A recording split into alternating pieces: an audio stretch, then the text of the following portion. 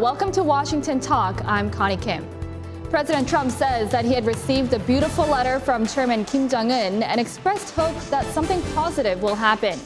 The president emphasized North Korea's economic potential, but also maintained that U.S. sanctions will remain.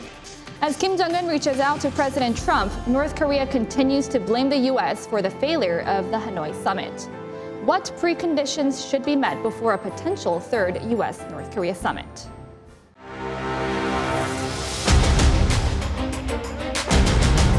But it was a very personal, very warm, very nice letter. I appreciate it. I think that something will happen that's going to be very positive.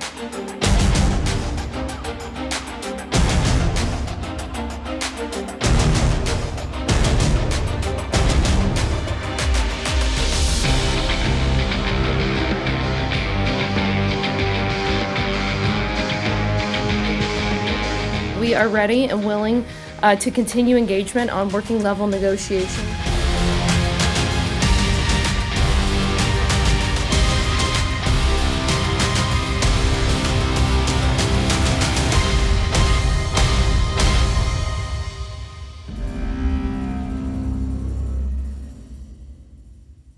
In the studio with me today, Mr. Mark Lippert, Senior Advisor at CSIS and former U.S. Ambassador to South Korea.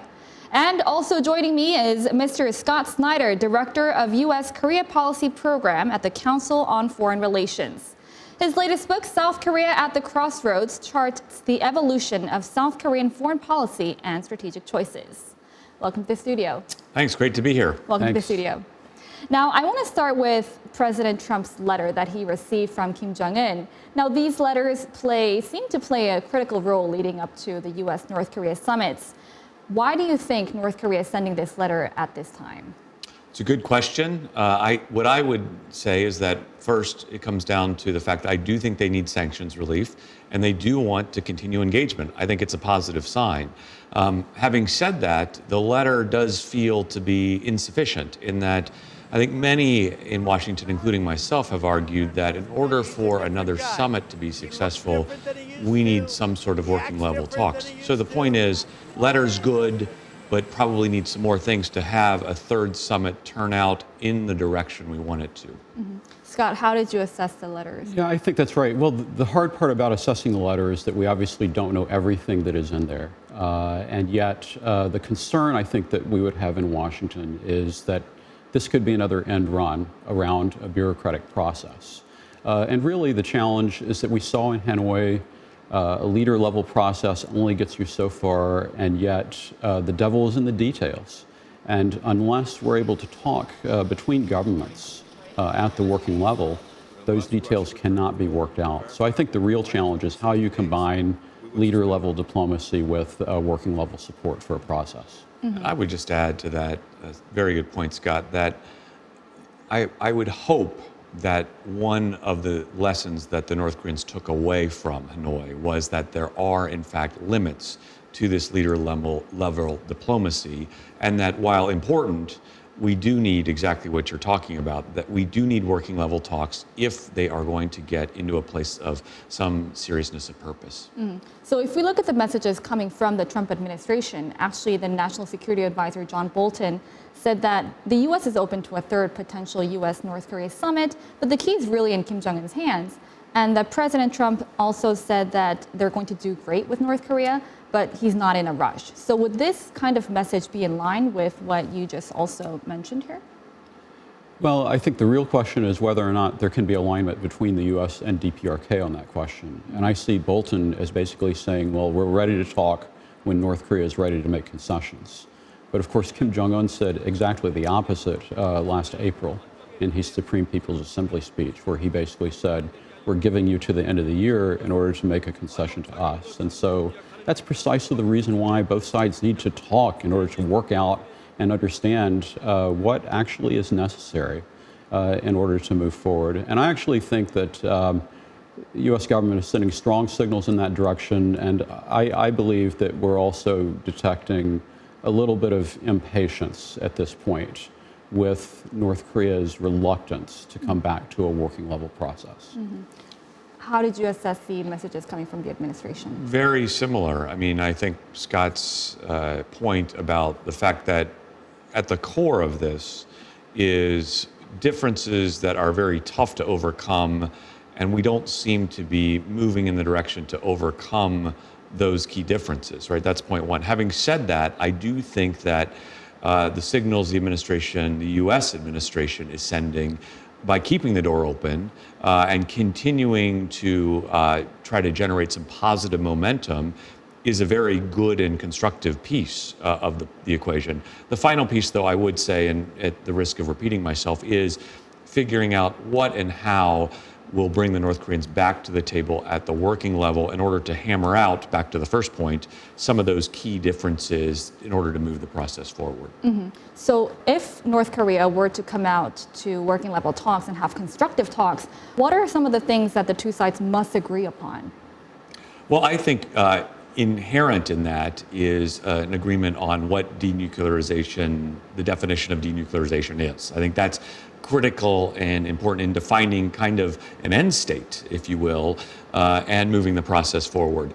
Then I think you can get in, and I think this is where working level talks are important, discussion about what is possible, some of the modalities and how these are accomplished, the sequencing. These are critically important questions that often take months to resolve and try to find common areas of agreement on. These are tough issues that really it's hard to leave some of these complicated, difficult issues to a few hours at a leaders' summit. So the point here is that I think you can get an understanding, a better understanding of each side's negotiating positions, winnow the differences away, and then really try to make at the working level a common definition of denuclearization that I think will be critical in defining where we're going, not just how we're going. Mm-hmm. So Mr. Lippert just said defining the definition of denuclearization is important in the working level talks.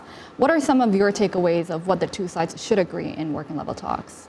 Well, maybe what we can do is go back and look a little bit more carefully at why Hanoi failed. Because we really didn't have those kinds of interactions, only essentially a month of working level talks.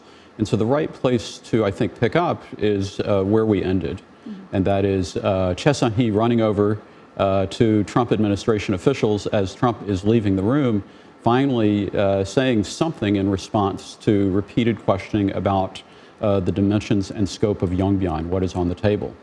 That's an issue that we need to sort out. It can only be sorted out with guidance from leaders through further working level engagement. And so that's where we need to pick up. I agree absolutely with Mark about the need to define the end state. And then it's really a matter of trying to craft an understanding about how one moves forward on the process of denuclearization on both sides. And the other thing I would point out is that the Special Representative Began continues to emphasize parallel and simultaneous. And he continues to point out that we have other tracks beside the denuclearization track where we actually achieved some agreement, but that cannot move forward until we have agreement on all aspects of follow-on to the Singapore Declaration. Mm-hmm. Mr. Lippert, if we turn to North Korea, they're continuing to blame the U.S. for the failure of the Hanoi summit. So while Kim Jong-un is sending a letter to President Trump, their North Korean media continues to blame the U.S. for this. What is the intention behind North Korea? Well, I do think there's a domestic component to this that Kim Jong-un is trying, and his leadership cadre are trying to manage. They've raised expectations about, one, a possible deal, and two, about economic reform and or at least benefit within North Korea. So I wouldn't discount a domestic political component to this in North Korea. I think the second point, though, I think the administration has done a very good job of just rising above this, generally speaking. Keeping the door open to negotiations, I think, has been important. We haven't devolved into name-calling or ad hominem attacks. Scott, I want to take a look at the State Department's stance on the comment where they said that the U.S. remains open to pursuing parallel and simultaneous actions agreed on all the commitments made in the Singapore summit. So what is the State Department's stance here on denuclearization?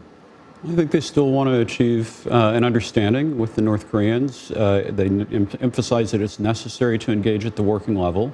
And they're really looking at following up on the Singapore Declaration as a package in which denuclearization is included from our perspective as an essential element.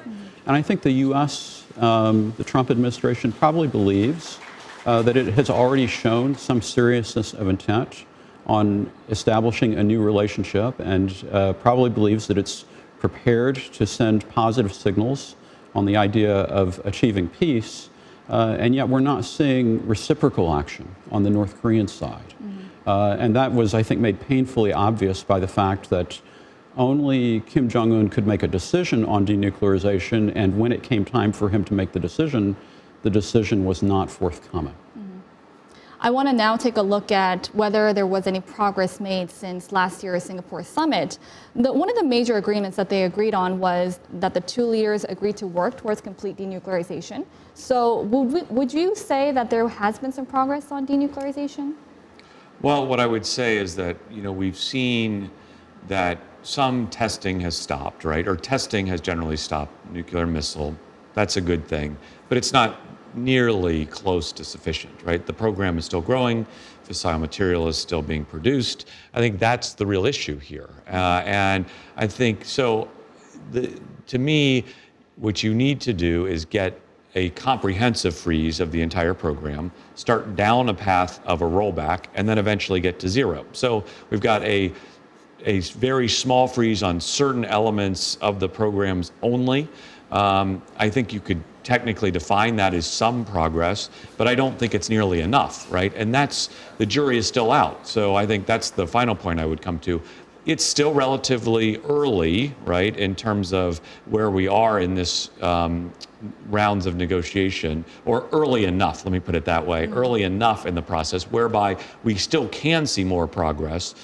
So there were no nuclear testings or ICBM testings, and you mentioned that there needs to be a freeze on all North Korea's nuclear materials. So as a first step, are you saying that we should get a freeze on North Korea's all of its nuclear-related materials? What I'm saying is, I'll come back to my earlier point. I would like to see first an understanding of what denuclearization means. I think that kind of unlocks the key, unlocks a lot of these steps. Having said that, look, I will take I would be very interested in if the North Koreans tabled more comprehensive freezes, but also that has to be on the road to much deeper reductions, right? Much sooner in the process. I just wanted to follow up. So these step-by-step approaches have been tried in the previous administrations, but it never happened. It never has been successful in bringing North Korea's denuclearization. Are you concerned that we will repeat the same history again if we take this approach? We don't want to have enough time to revisit the whole 25 years of why certain things failed when. What I would say is that I think most people, by and large, end up to the pragmatic point that a step-by-step phase reduction is the least bad option in this case to solve a very complex problem. Having said that, look, if the leaders could get into a room and solve this in big, broad brushstrokes fast, I'm for that too. I'm very pragmatic. I'm just saying, when you look at the data tend to lead you to the conclusion that a phased rollback with, again, an upfront understanding of where we're going, right? A phased freeze, rollback, and get to zero is the most pragmatic and I think realistic opportunity to achieve denuclearization in North Korea. Scott, you earlier mentioned that the devil's in the details. So how would you suggest a way to move forward in these negotiations? Well, I think the best way to move forward is actually for the working level teams to meet and discuss these issues, but I also believe that they are going to need input from the leaders. And so I believe that probably some sort of meeting in Pyongyang with a U.S. team, together with North Korean counterparts, would be good, but punctuated by conversations on tough issues with the leader. And so that means that the special representative would have to be able to meet with Chairman Kim, and perhaps vice versa in terms of some rounds in Washington. But the key is that given the nature of the North Korean system and the evident difficulty of moving forward on the details, there's going to have to be regular checking in with the leadership in order to basically make space for sufficient progress. to actually push forward a deal. And I would actually also say that if we look at other processes of this sort, Iran, the European experience, there's such a level of detail involved, and we just haven't seen that forthcoming at all with the North Koreans. And so that is very worrisome, I think, from the perspective of many about whether we can really get this process moving. That's right. And I think it's fair to say the U.S. and the South Korean side have put concrete things on the table. There's no doubt, right? I think there has been, you cannot argue credibly that the U.S. and the South Koreans have not done things to show that they are serious, right? I think that has been stipulated. And then it's to Scott's point, which is we are now in a situation, I believe, where the North needs to take some sort of commiserate, demonstrable action to show that they're serious as well. So we're really waiting for North Korea's actions to denuclearize here. To take credible steps to get us into a process, right? Once you get into the process, I think as Scott outlined, the process can take on a life of its own and can generate a momentum of its own. I think the key is we've got to get into a place where things are being put on the table, real discussions are being had, and regular check-ins, working level, you can even argue ministerial level, all the way up to leader level, across the board, form essentially a number of lines of operation that all lead back towards a credible path towards denuclearization. All right, we'll leave our conversation here and move on to the next segment.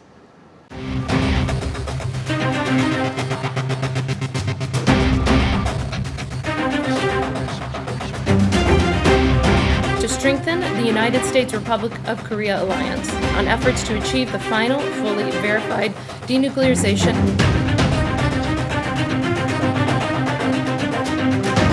가능하다면 그 이전에 김정은 위원장을 만나는 것이 바람직하다고 생각합니다.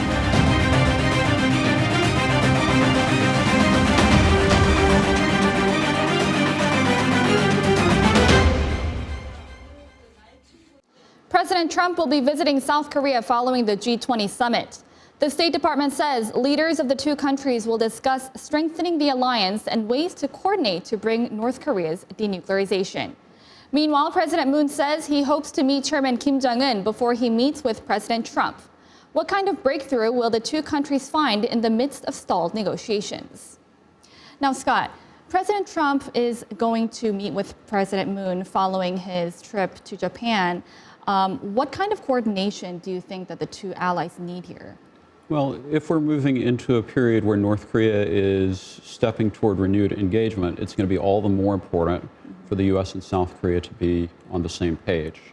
And so there are many issues to discuss, continuing pressure in terms of sanctions, but also looking at opportunities for maintaining progress and trying to ensure that North Korea is moving in the right direction or is not essentially wiggling off the hook in terms of where we're trying to go on denuclearization. Mr. Lippert, given that you worked with the South Korean government while you were in office as well, what kind of coordination do you think the two allies need here at this time? Well, I agree largely with Scott. I mean, I just think that the key cornerstone to a good North Korea policy is general unification among the two allies in a common approach, right? And there will be differences, right, between South Korea and the United States. There always have been, there always will be.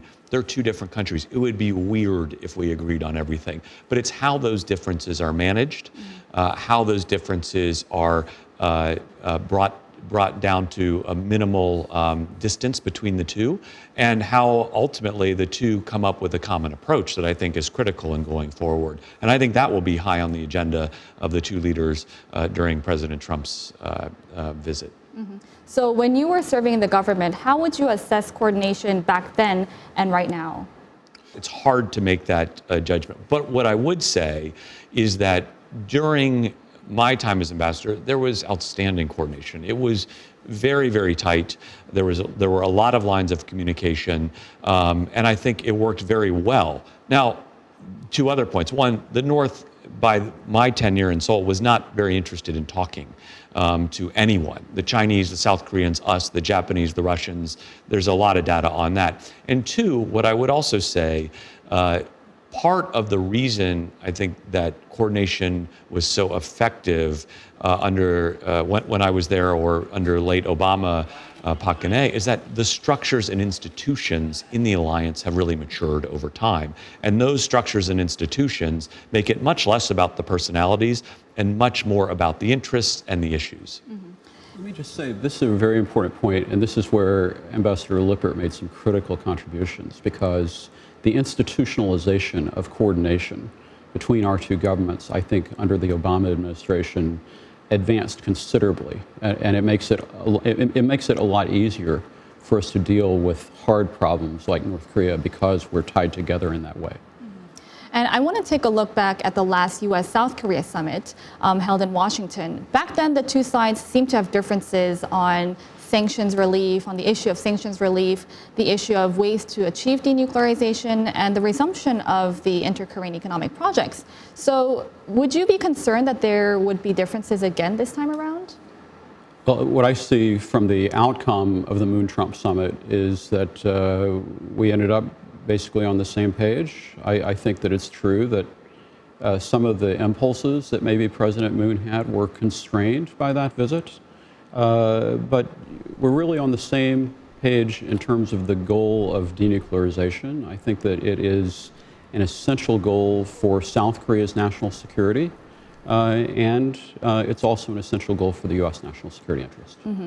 President Moon, addressing the Swedish parliament, called on North Korea to show substantial steps in terms of dismantling its nuclear weapons program. But this is quite a contrast when he emphasized sanctions relief for North Korea when he was addressing European countries last year. Would you say that the message from President Moon changed to North Korea, or would you say this is geared towards his domestic political audiences? And I would just echo what Scott said. The two sides have come much closer together in terms of where they think the issues lie in terms of the North Koreans' need to come back to the table. So I think that's a very positive step. I'd also echo Scott's comment that, look, you can go into summits or into negotiations far apart. It's how you come out of them that's critical. And I think what we've seen now is really a much more unified approach between the two allies. I think the lines of communication have gotten stronger over the last couple of years. And so I think that's all headed in the right direction in terms of the U.S.-ROC relationship and alliance. Mm-hmm. Scott, what is your take on it? Well, you know, when Moon went to Europe last year, he was really coming off the emotion of the Pyongyang summit. And I think that he might have been a little bit more forward-leaning than the reality justified at that moment. And I think that the comments this year are probably much more sober and more realistic in terms of the magnitude of the challenge that North Korea poses in terms of its reluctance to commit to denuclearization. Mm-hmm. We'll wrap up our segment here and move on to looking at our photo of the week. This week, we have a picture of a health clinic in North Korea. This picture was taken marking World No Tobacco Day, where North Koreans are urged to quit smoking. There is a poster written in Korean that reads, "Quit smoking, that's bad for you." What do you make of this photo? Well, it reminds me of Kim Jong-un smoking near missile testing sites, and it reminds me that the rules don't necessarily apply to the leader. Well, I just say as an impression, it just always reminds me of the serious ongoing health issues in North Korea. Mm-hmm. I mean, and I hate to bring it to such a serious issue. The smoking and health nexus leads me down the road of the TB issues and all the real problems in the North that are left untreated. Yeah, I found it very contradicting because North Korea's leader, Kim Jong-un, is known to be a very heavy smoker. That's the end of today's Washington Talk. Thank you for joining. Thank you so much. Thank you. That's all for today's Washington Talk, and from all of us here at Voice of America. Thank you for watching. This has been Connie Kim.